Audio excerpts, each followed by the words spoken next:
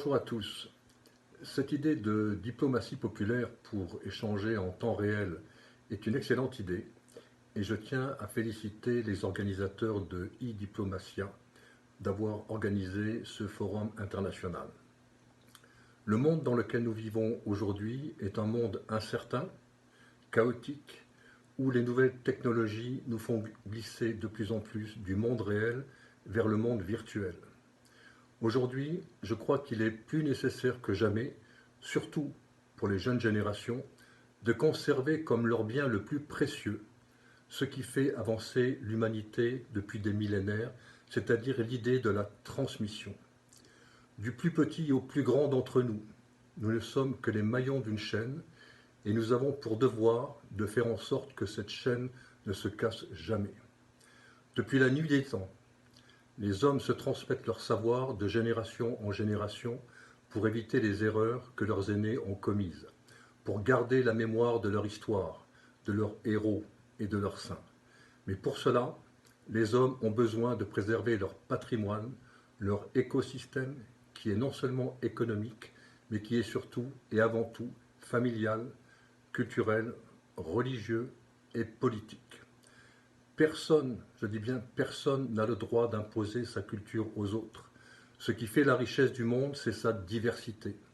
Quand je voyage dans le monde et que je vois partout les mêmes enseignes de fast-food, les mêmes chaînes d'hôtels avec la même décoration, les mêmes boutiques de luxe vendant les mêmes produits à Moscou, à Pékin, à Paris, à Beyrouth, à Rome, à Alger, à Pretoria, au Caire ou ailleurs, je me dis que l'humanité a dû se tromper quelque part.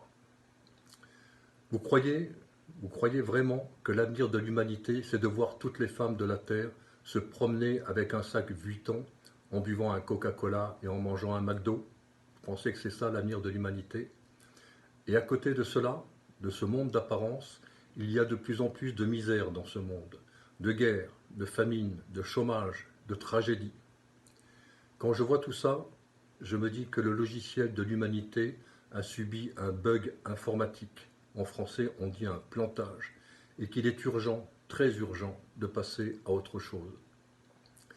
Après un bug, on essaye de redémarrer son ordinateur, et c'est pour cela que vous allez entendre de plus en plus parler de la grande réinitialisation, The Great Reset, comme on le présente au Forum international de Davos. Mais ce Great Reset, ce que veut faire la haute finance, ce n'est pas pour le bien de l'humanité. C'est pour aller encore plus loin dans l'unipolarité, aller encore plus loin dans la déshumanisation, et c'est pour nous préparer à vivre comme dans le roman 1984 de George Orwell. Alors que le monde ne marche plus très bien, qu'il ait besoin de réformes, qu'il soit devenu urgent de supprimer les cookies et les chevaux de Troie que l'on a insérés dans nos ordinateurs et dans nos têtes, tout cela me semble bien nécessaire. Mais c'est en s'appuyant sur le concept essentiel de multipolarité, parce que la multipolarité, c'est la préservation de la richesse du monde. En clair, cela veut dire que chaque pays doit choisir son propre point de restauration. Vous savez, lorsque l'ordinateur est en panne, avant de faire le grand ménage, il nous demande de choisir la date au-delà de laquelle il va supprimer tous les logiciels espions et tout ce qui est nuisible à son bon fonctionnement. Voilà ce que nous devons faire. Pour conclure, je reprendrai cette idée magistrale que l'on retrouve chez Dostoïevski. Et c'est une idée qui est essentielle, c'est un principe philosophique de base. Voilà ce que disait Dostoïevski. La beauté sauvera le monde.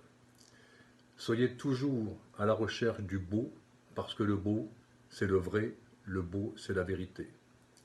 Merci encore aux organisateurs, bonne journée à tous.